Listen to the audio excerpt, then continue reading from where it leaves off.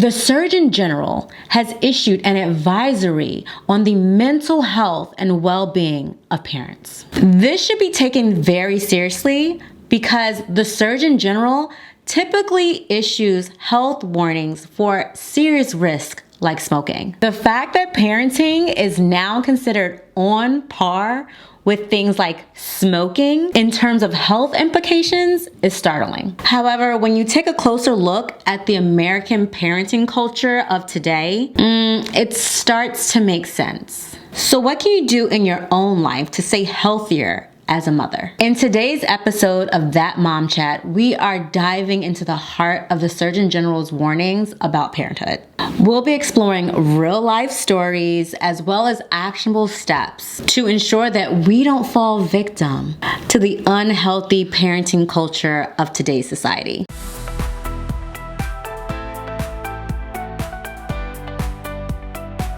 Hello, my name is Brittany Kelly. I like to talk about issues that affect mothers, as well as productivity from a mother's standpoint, as well as how you can continue to evolve as a person, just getting better every day. So if that sounds like something that you are into, then definitely subscribe. So the Surgeon General aims to bring attention to the fact that there is a need for increased support for American parents and caregivers. Parents are experiencing a high level of stress. I know, I'm a parent. A recent study revealed that 33% of American parents said they felt stressed out in the last month compared to only 20% of adults without children. The mental health of the parent is closely tied to the well-being of the children. A mentally healthy parent is essential for raising a healthy child. It's challenging to nurture your children when you are emotionally depleted. I often address this point in my content. I offer strategies to balance productivity with self-care. By prioritizing your own well-being,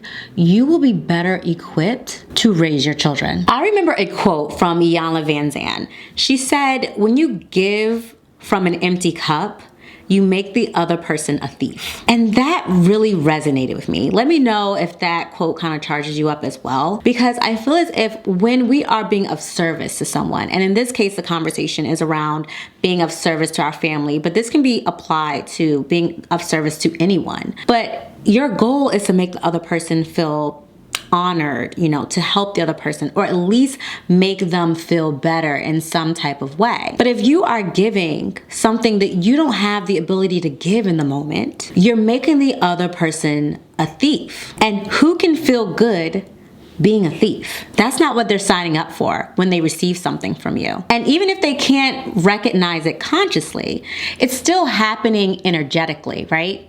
And so that energy adds up. And if it keeps adding up, that's when things start to really break down, right? That's when you start feeling burnt out. That's when the outbursts start to happen. That's when the mental breakdowns start to happen. And you become so stressed out that you are literally harming yourself. I'm going to share a story that I haven't shared on the internet before, and honestly, I've barely shared amongst my close friends, but I do feel that it's going to help someone else, and I'm kind of ready to touch on it a little bit. So here it goes. Back when I had only 2 children, my oldest being 3 years old and my second being 1, I became pregnant with my 3rd child. At the time, I was so busy. I was a full-time student in a post-bac pre-medical program. I was making videos for my YouTube channel. I was building a children's toy business. I also had 3 dogs to take care of, my elderly mother, decorating my home that I had only been living in for about 2 years. I was still breastfeeding my 1-year-old because she couldn't eat any solids, so we were exclusively breastfeeding. And I was working on my troubled marriage, literally in couples counseling. I also felt pretty isolated because I was living in a state where I didn't know that many people, and also my husband traveled a lot for work, so a lot of times he wasn't there. Thankfully, I did have my mom with me full time, but Still, I just didn't have a big community of support, and I certainly didn't have the community of support that I thought I would have once I had kids. I always dreamed that when I had children, that my family members would be around, my friends from childhood to college. I just always envisioned all of these people that I knew being around me and my kids, and that just was not the case. No one was there. Because I had a lot going on in my life, I was pretty much just going through the motions. I wasn't really present. I was just going from one thing to the next because I had so many things to do. And because I'm a type A personality, I thought that this is where I live, that this was where I thrive, doing a lot, getting a lot of things done. If you want something done, give it to a busy person. And I'm that person to give it to, right? But I didn't understand what that looked like for a person who had children, right? Who's postpartum, who's breastfeeding, who is now pregnant again, and who also is without community. I didn't understand the mental health implications of it all until I had my own mental breakdown. During that pregnancy, I developed what is called perinatal psychosis, and this was told to me by my doctor. I had never heard of that before. I heard of postpartum depression, but I never heard the term perinatal psychosis. And I honestly don't hear a lot of people talk about it now, but I was truly suffering. I started to have panic attacks, something I've never had in my entire life. I started to have daydreams, right? And I literally stopped driving by myself because of these daydreams where I would dream of just like having a break, but I felt so trapped that I thought the only way to have a break was to get into like a little car accident so I could spend a week or two at the hospital. And I'm not saying that this sounds sane at all, because obviously I was going through so much, but that was my vision of having a break. Why did I feel like that was the only way? I truly felt trapped. I felt trapped because of all of the pressure for me to be a certain way and not complain and not ask for more, okay? It was not just thoughts that originated from my own mind. These were thoughts that originated from reading comments on threads from forums like What to Expect from other moms who were constantly mom shaming. These thoughts came from other moms saying little subtle mom shaming jabs in person to kind of make you feel like you can't even truly say where or how or what you need in order to feel supported through motherhood. This came from the comment section of popular Instagram motherhood accounts. There was just this pressure to do it all without community and not say a thing. I had other women because I was a stay-at-home mom, but like I said, I also was a full-time student. So I still was doing 40 hours worth of work in addition to being a mom, still come and ask me, when are you gonna work? When are you gonna, here's something you can do in your free time to fill up your schedule. And I just never really told everyone how much I was juggling, because the moment you did, all of a sudden they start entering you in the struggle Olympics that you didn't ask for. You're just venting. You're just saying, I'm doing a lot. But at the time, that really wasn't okay to say. So I felt if I asked for more support, I would be labeled a bad mother. So the only way that I could truly ask for a break is if it happened on accident. Now, I also knew that when I snapped out of these daydreams that was not safe or sane. So I did not act on this, and I started to question why I felt this way. And I started to seek out people in my life to talk to about how I truly felt.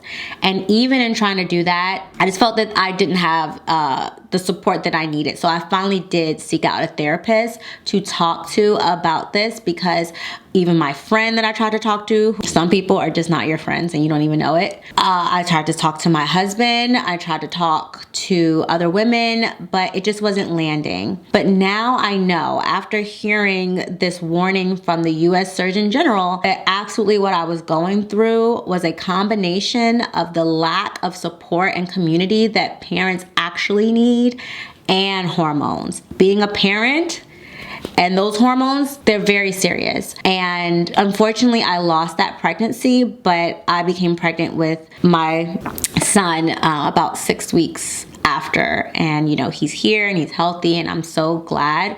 But I truly suffered at that time of my life. And now it makes so much more sense. And I feel so much more comfortable saying I was suffering, I needed help, and it didn't feel safe to ask for it. Things like this coming out is so important for parents. The strain parents feel today extend beyond parenting itself. It encompasses instability, social isolation, and pressure from social media. And it is critical to address these issues because parents literally shape the future of tomorrow's society. One topic that is gaining significant attention is the high cost of childcare. I follow a content creator who reports that she and her husband spend $70,000 a year in childcare. I believe $40,000 of that is in just daycare fees because she has 2 young children, and then that's during the school year, and then the rest of the money is for camp. And it's crazy because depending on the amount of children you have, that is a substantial amount of your take home after taxes. And you don't even get that much back in income tax for a child credit.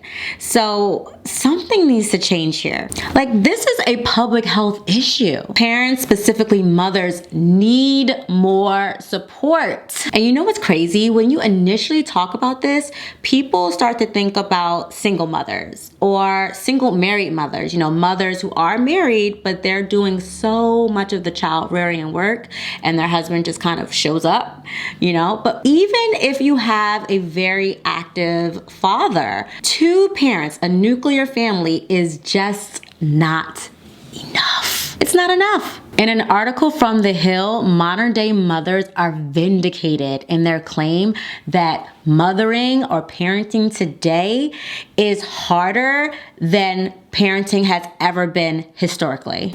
For hunter-gatherers, between 10 to 20 people held a mother's baby on a daily. Can you imagine? Doesn't that sound like a distant dream that you had time to, like, I don't know, take a shower because a trusted member of the family, of your extended family and your community that's right there is helping you with your young baby? And because this is from hunter-gatherer time, and humans were mostly hunter-gatherers in our existence as human beings, it gives us a clue as to what we were psychologically and biologically evolved to do. These are the psychological adaptations that we were meant to do as mother and baby. Our basic psychological needs are not being met under today's conditions. To bring you back to the story that I was talking about earlier, I think this is an important caveat to talk about as well, okay?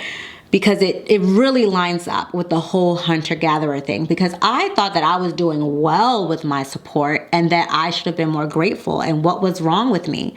Because 7 or 8 months before I became pregnant again with my 3rd child and had that whole mental breakdown, my mother did something amazing. First, she confirmed what I was thinking, which was what I was doing was too much. She came to me one day and she said, "Brittany, the way that you have to parent now makes no sense."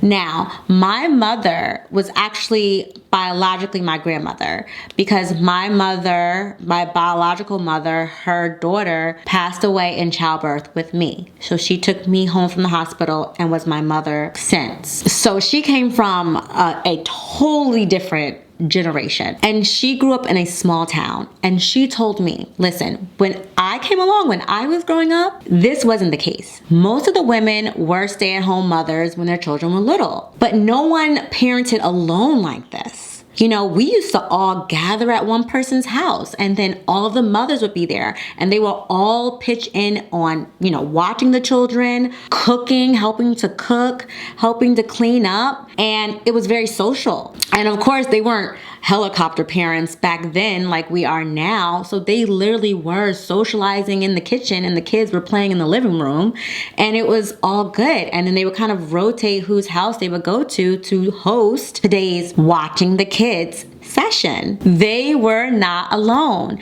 It was much closer to that hunter-gatherer style where there was a lot of different caregivers to help assist with the children. But there I was in Connecticut, isolated with just my kids and my mom and my 3 dogs in a house. Husband's flown off to California to work, and I was expected to juggle it all and not complain and be okay with it, because if I didn't, then I was a bad mom. So I sucked it up.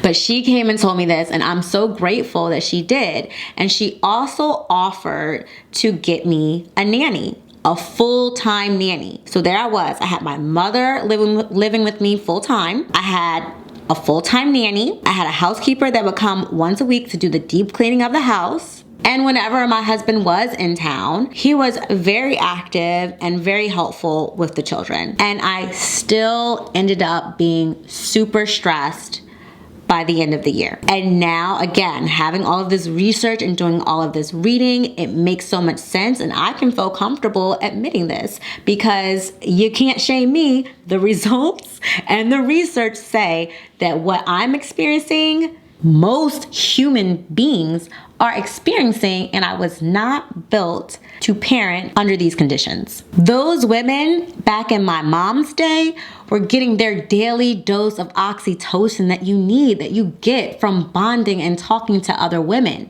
You get it from your kids, you get it from your partner, and you get it from other women. In biology, it is called tend and befriend. It is something that women express when they are around one another as well. It's a bonding hormone. We need to be in community. It is a biological and psychological need. And this applies whether you have small children or not, okay? It does not end once toddlerhood ends. A lot of people say big kids, big problems, and I think that's true. You need continual help and continuous community throughout the entire course of your children's lives and your life as well, but it's very important once you become a parent. Because now I have a preteen, so I know that I am always juggling and trying to be in 3 places at once. And this is me speaking from being a type A personality. Like, I was the kid who was valedictorian, doing all the things, class president, junior usher board president, and I was doing all of the things, okay? That has always been me.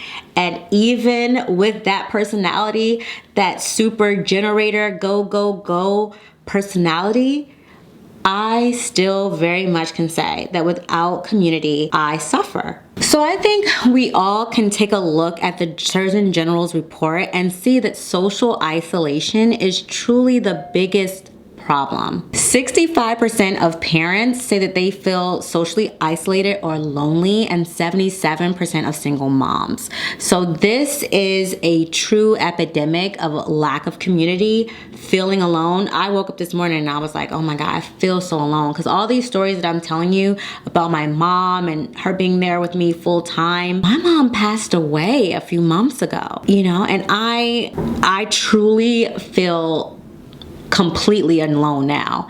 And I think I'm grateful for the community that I'm building, and I have to put that into my own hands and really prioritize creating the community and support that I need, because we all are in charge of our lives, and if we see an area where we're suffering and where we're lacking, we have to be proactive in making that change, because it's our one life to live. So I'm trying to build community everywhere I can, right? I'm trying to do it within my kids' schools, with the school moms.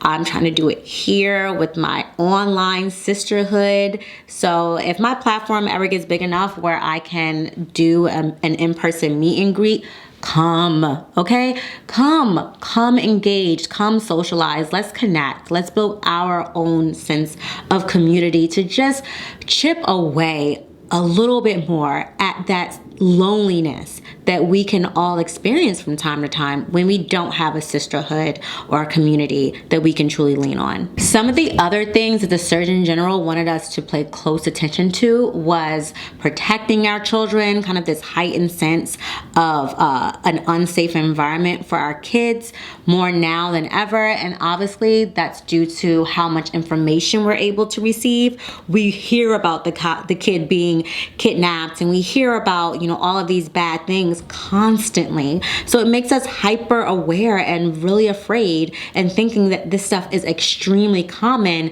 when it's actually pretty rare. Not saying that it's wrong to be aware and care about your children's safety and their protection, because I am on it, but we have to be aware that sometimes we may be being helicopter parents and taking it a little bit too far and causing ourselves health risk. And also the pressure to make sure that our children have a great future. Of course, now with AI and technology and all of these changes, we really truly don't know what the future is going to look like for your career and stability. And now we're in a generation where we're not necessarily getting better than the generation before. We're really struggling, and maybe a lot of us are doing not as well as our parents did. And we're so nervous for our children's future in a different way than our parents ever had to be. So all of these things come into play. And of course, I am going to do more episodes where we can deep dive a little bit more into these things. But I want to start getting into what we can do, some actionable steps that we can do to minimize the stress that we feel around parenting, because you and I both deserve better than this. All right, with all that said, what can be done? What can we do about this? I'm going to list 10 of the things that the Surgeon General spoke about in their recent report. If you want to actually read the entire thing, I am linking it. So I implore you to actually take the time, read it out for yourself, and find any part of it that really helps to solidify how you feel. So you feel really supported and very strong in what you're saying. No more shame around this, okay? We all need the help. So anyway, here are the 10 things. Number 1, value the time spent parenting at the same level that we value the time spent working. I know a lot of us can feel that in our hearts, that when we would say that we were a stay-at-home mother, or we were watching the children or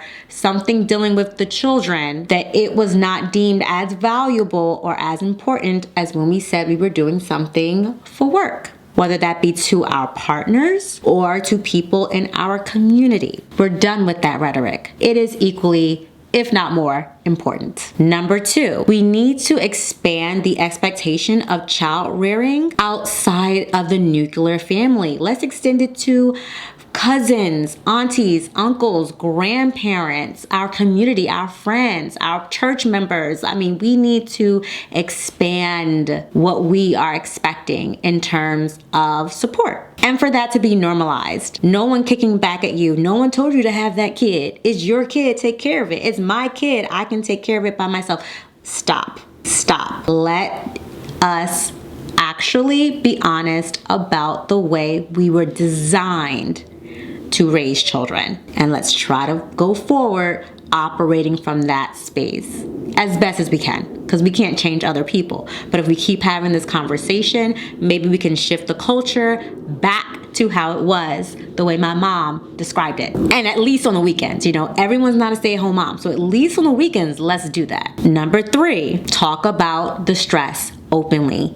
Remove the shame around it. We are stressed and it's okay to say so. Number 4, foster a connection between parents in order to mitigate some of this feeling of loneliness.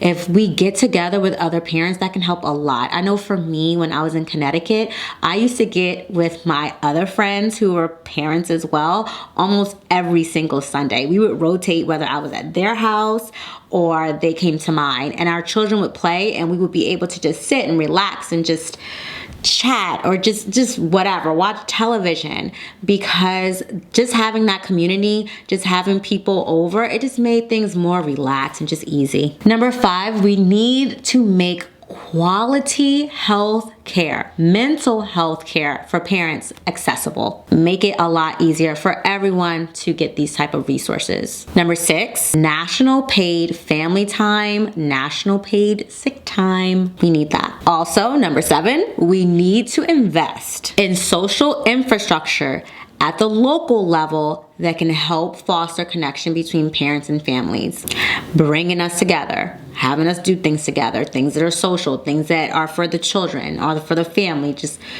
investing in those programs and those festivals, just things within our community that's going to foster those connections. Address the economic barriers that affect disproportionately certain parents. Number 9, jobs can expand their policies and programs that support the well-being of their employees who are parents and who are caregivers, because I became a caregiver of my elderly mom, and I really saw how with my job that I had last year, it just wasn't really working and couldn't keep that job anymore. And that really affected things. But people, it's just not normalized to be sympathetic or have programs that can address the fact that people are caregivers, people are parents, and you need support during those times. That's normal. And number 10 is to have community or school-based programs that help continue to foster the connections between people, between families. I love the school that my child goes to. They do a ton of community building events, and that was one of the number one things that I was looking for in a school, was having that, because I know how important that is, not only to my child, but to me as a parent. And it's so meaningful and it's helpful to foster those connections. And now your kids can carpool, y'all can kind of share the load, and you feel comfortable because you've gotten to know someone else. But again, that's a school-based initiative. So more schools need to implement things like that in order to help combat the loneliness and the stress of parents. All right, that was a lot to digest today, but I am glad that we had this chat. Make sure that you are subscribed and that you share this information with your friends. Support the channel by sharing this video, sharing my content. Make sure to follow me on Instagram and on TikTok. You see more day in the life stuff there, and I look forward to talking to you again.